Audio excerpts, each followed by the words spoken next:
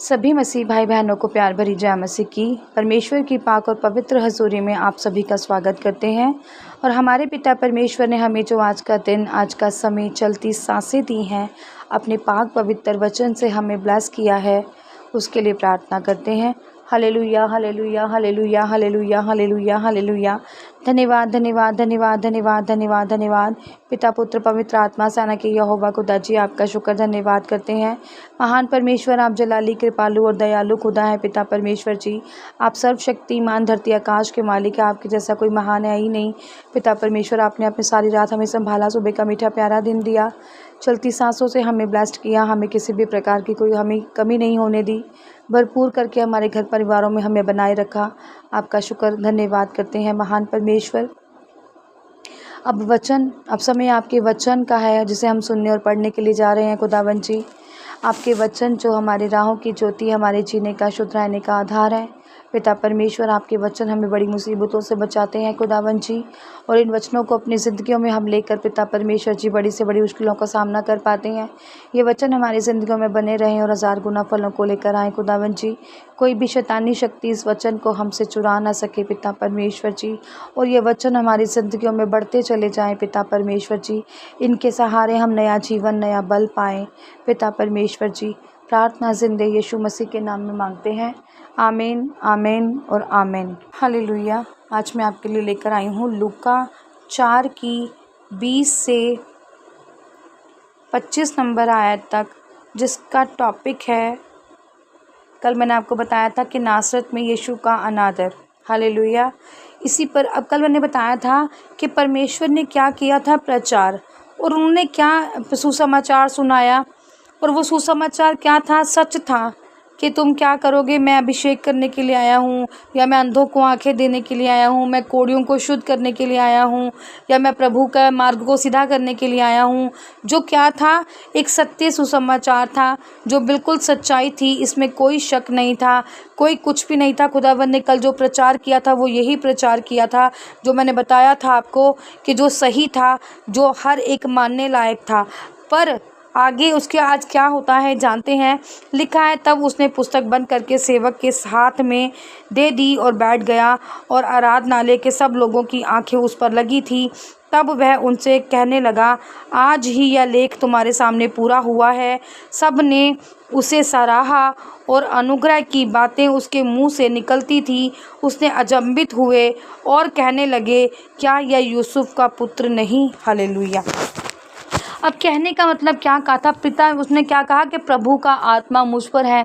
अब प्रभु जो यीशु मसीह थे, जो आम मनुष्य की तरह जीवन जी रहे थे, अब एक आप मनुष्य आपसे कहे कि भी मैं पवित्र आत्मा का भेजा हुआ इंसान हूँ, तो आप क्या यकीन करोगे? और करोगे भी कहाँ करोगे? जहाँ पर आप में अंधविश्वास होगा, जहाँ पर आपने कभी कुछ देखा नहीं होगा। और यहाँ पर क्या था, मान लो आज अगर मैं ही खड़ी हूँ और मेरे देश में, मेरे ही गांव में या मेरे ही पिंड में अगर कहें कि मैं एक कॉमन सी लड़की इनको लगती हूँ, बिल्कुल, कि ये सिंपल से कपड़े पहनती भी हूँ, चाहे मैं सिंपल सा सिर भी कर कर रखती हूँ, पर मैं इन्हें क्या लगती हूँ, एक कॉमन सी लड़की जो एक घर का काम कर रही है और रहती है। पर मेरे अंदर क्या क्वालिटीज़ है, पिता परमेश्वर ने छुप पर मुझ में पता नहीं क्या क्वालिटीज़ भरी हैं, ये कौन जानता है?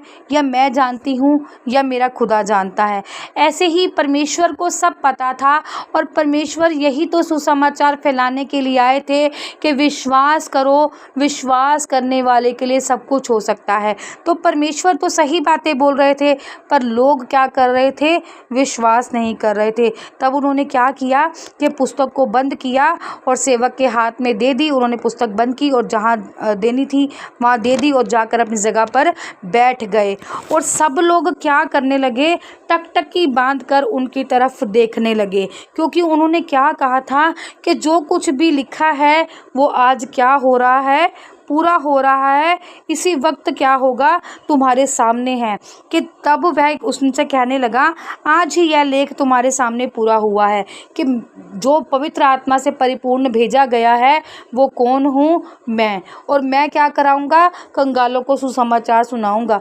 अब सारे वहाँ पर अमीर ही तो नहीं बैठे हुए थे, और परमेश्वर ने क्या किया, सुसमाचार सुनाया भी, और अंधों को आंखें भी दी होंगी वहाँ पर, या कुछ भी परमेश्वर ने ऐसे काम किए होंगे जो लिखे होंगे कि सुसमाचार प्रचार करूं। और परमेश्वर उस समय पर सुसमाचार प्रचार कर भी रहे थे, और यही सच्चाई उन्होंने क्या कही कि आज तुम्हें देखने को मिल भी रही है। पर लोगों ने क्या किया, विश्वास नहीं किया। सब ने उन्हें सहारा, और जो अनुग्रह की बातें उनके मुंह से निकलती थी उनसे अचंभित हुए और कहने लगे, तो वो क्या हैरान होने लगे कि ये जो इतनी बड़ी बड़ी बातें कर रहा है, ये है कौन, कौन है ये जो ऐसे बोल रहा है। ये तो वही है यूसुफ का पुत्र जो बड़ा ही था, जो ये कुर्सियाँ मेज़ बनाता था, इसको तो हमने वहीं पलते बड़े देखा है, इसमें ऐसी क्या बात है। और ये कैसे अपने आप को परमेश्वर कह रहा है, या कैसे वो इतनी बड़ी बड़ी बातें कह रहा है, जबकि हमने इसको तो यहीं पर अपने साथ खेलते बड़े होते देखा है। हालेलुया। सही कहा है कि सेवक का जो सेवा करता है उसका जो अपमान है सबसे पहले वहीं पर होगा जहाँ पर उसको पाला पोसा गया, या जहाँ पर उसको देखा गया पलते और बड़े होते। अपने ही शहर का, अपने ही घर के पड़ोस का कोई डॉक्टर बन जाएगा ना, तो लोग उसको देख नहीं पाते हैं, चाहे उसमें कितनी ही बुद्ध, कितनी ही अकल क्यों ना हो, वो कितना ही बड़ा डॉक्टर, कितने ही मरीज़ को वो ठीक क्यों ना करता हो। पर जो पड़ोसी है ना, वो उसके पास नहीं जाएंगे, वो दूसरे वाले के पास जाएंगे कि इसको तो हमने देखा, ये तो कितना पढ़ा होगा, वो ज़्यादा पढ़ा है, और चाहे उसके पास झूठी डिग्री हो। सच्चाई है ये, और सच्चाई की बातें ही पाक कलाम में लिखी हुई हैं। बस हम ही इसको समझने में और विश्वास करने में गलती कर जाते हैं। हालेलुया। लिखा है, उसने उनसे कहा, तुम मुझ पर यह कहावत अवश्य कहोगे, हे वैद्य, अपने आप को अच्छा कर। जो कुछ हमने सुना है कि कफरनहूम में किया गया है, उसे यहाँ अपने देश में भी कर। और उसने उनसे कहा, मैं तुमसे सच कहता हूँ, कोई भविष्यवक्ता अपने देश में मान सम्मान नहीं पाता। अब उनको पता था कि ये सब सारी बातें जो है मुझ पर कसी जाएंगी। हम कह देते हैं ना, जैसे कभी सुना है कि कोई ज्योतिषी होता है और वो ज्योतिषी कह देता है, भविष्यवाणी कर देता है, ज्योतिषी अन्य जाति के लोगों की बात कर रही हूँ, या डॉक्टर ही कह देता है कि इसे कैंसर है, ये मरने वाला है, इसका इतना ही टाइम है। और प्रभु यीशु मसीह जो सब कुछ करने की ताकत रखते हैं, वो कई बार कैंसर से भी आज़ाद दिला देते हैं। ऐसी बहुत सी गवाहियाँ हैं कि डॉक्टर की रिपोर्ट्स भी फेल हो जाती हैं जब बड़े बड़े चमत्कार होते हैं। तो ये कहावत थी कि ए वैद्य, पहले अपने आप को तो क्या कर ले, अच्छा कर ले, फिर हमारे बारे में बताइयो कि हमें कौन सी बीमारी है। जब हम किसी को अचानक से कह देते हैं ना, कोई सिंपल सा, जैसे गांव में वैद्य होते हैं कि इससे बड़ी बीमारी है, चाहे वैद्य कितना भी क्यों ना वरदानों से भरा हुआ हो, चाहे कितनी भी उसे नॉलेज क्यों ना हो, पर वो लोग क्या कहते हैं, ओ जा। जब किसी के बच्चे पर या किसी की माँ पर या पिता पर कोई बात आ जाती है ना, वो जा, इन्नू बड़ा पता है, असी कितने होर लेके जाने, कहीं और जाकर दिखाते हैं, उसको ज़्यादा समझ है इस चीज़ की।